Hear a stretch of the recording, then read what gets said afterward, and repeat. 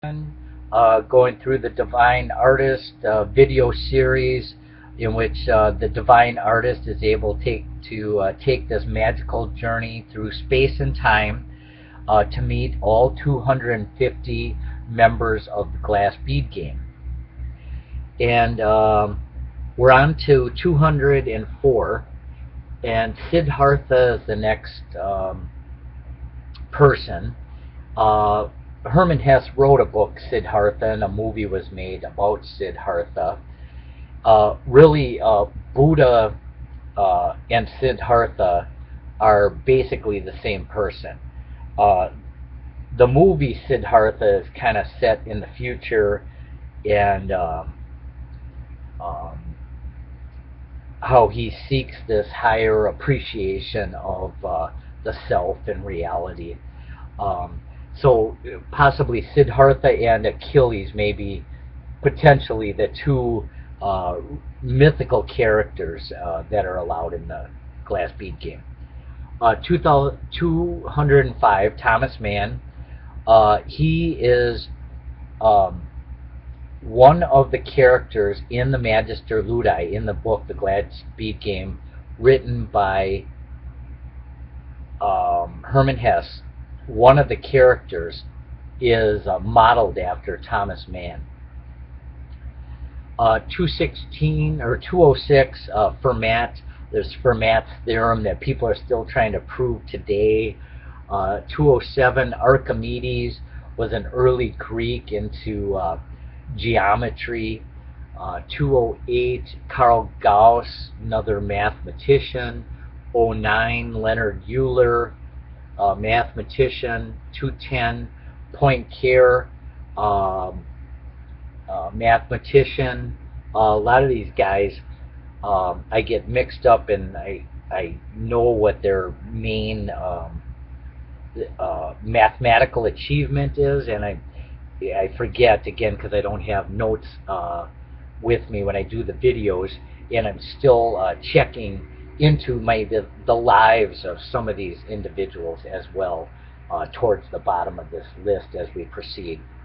211, Ludwig Wittgenstein talked a lot about the meaning of words as they applied to philosophy and metaphysics. 212, Virgil was possibly a mythical character. No, he was a real guy, a poet around 700 BC, so he's one of the oldest members of the Glass Bead Game members. 213, James Clerk Maxwell came up with electromagnetism as one of the four forces in nature, linked electricity and magnetism.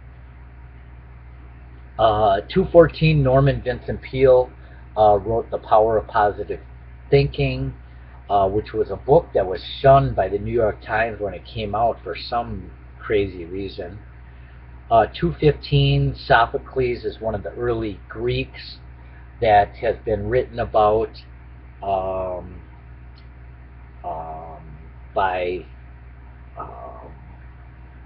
possibly Frederick Holderlin, and again I forget how all these are all linked together. 216, Frank Baum wrote the original Wizard of Oz novel, which the movie was based on, around 1902. 217, Marcel Proust, who some have said his novel is possibly the greatest novel ever written. 218, Michael Murphy invented the Esalen Institute and the Human Potential Movement, and he's very interesting, and a lot of work that's being done out in California at the Esalen Institute, which Alan Watts talked a lot about. 219, Praxiteles was a sculptor. 220, Gian Bernini, a painter in Renaissance time in Italy. 221, Frederick Chopin. 222, composer Joseph Haydn. 223, Handel. 224, Rachmaninoff. 225, Emerson. which gets tied to Thoreau a lot in that time period.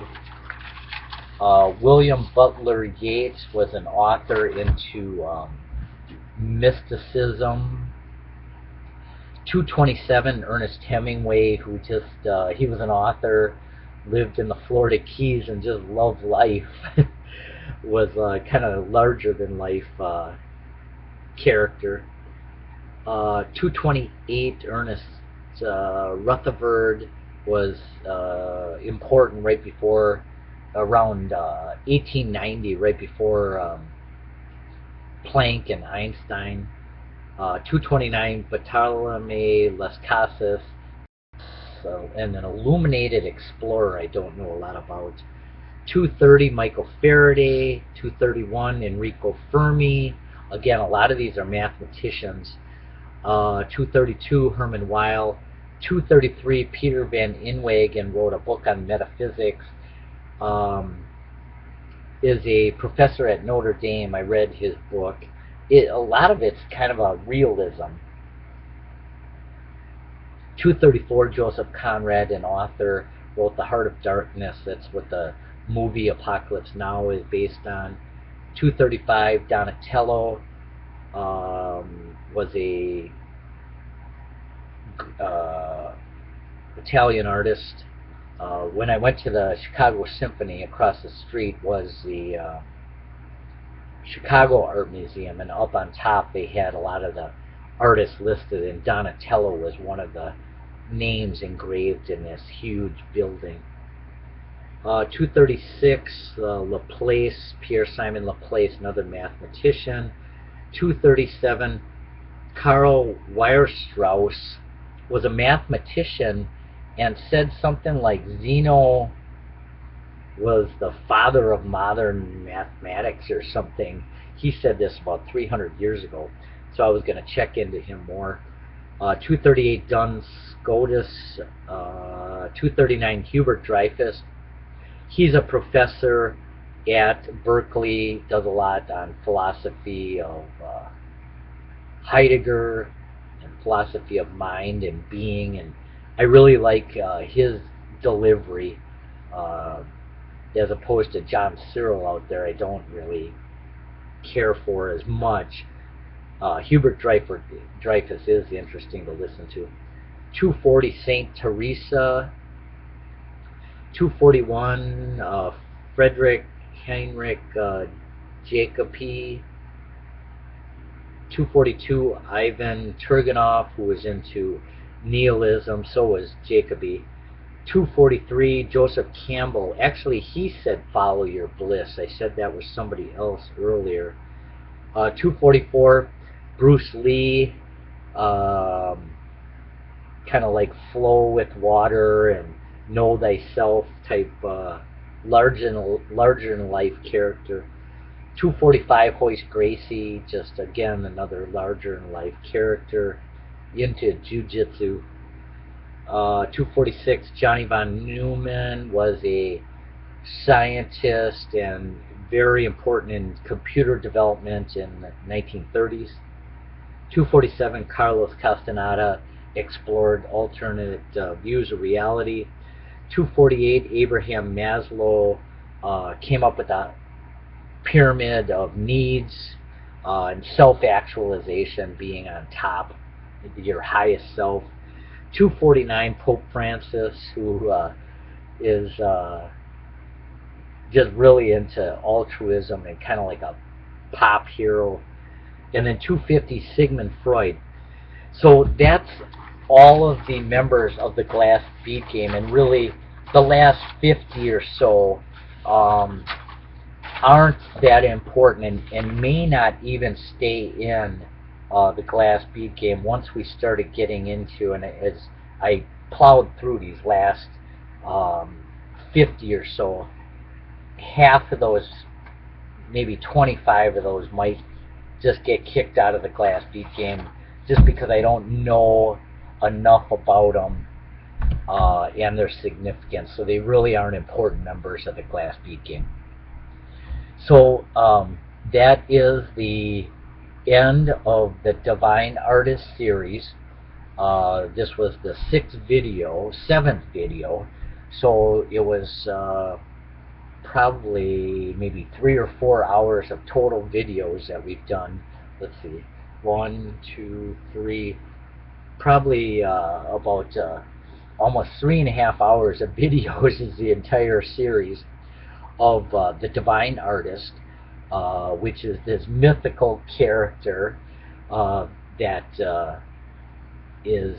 was able to meet all of the Glass Bead Game members by traveling on this pilgrimage, this journey. He was a sojourner traveling through space and time, and able to meet and explore all of these greatest ideas on ontology, metaphysics, being, quantum mechanics, art, Eastern religions, and so forth, and tie them all together. And that's what the Glass Bead Game and the Divine Artist is all about.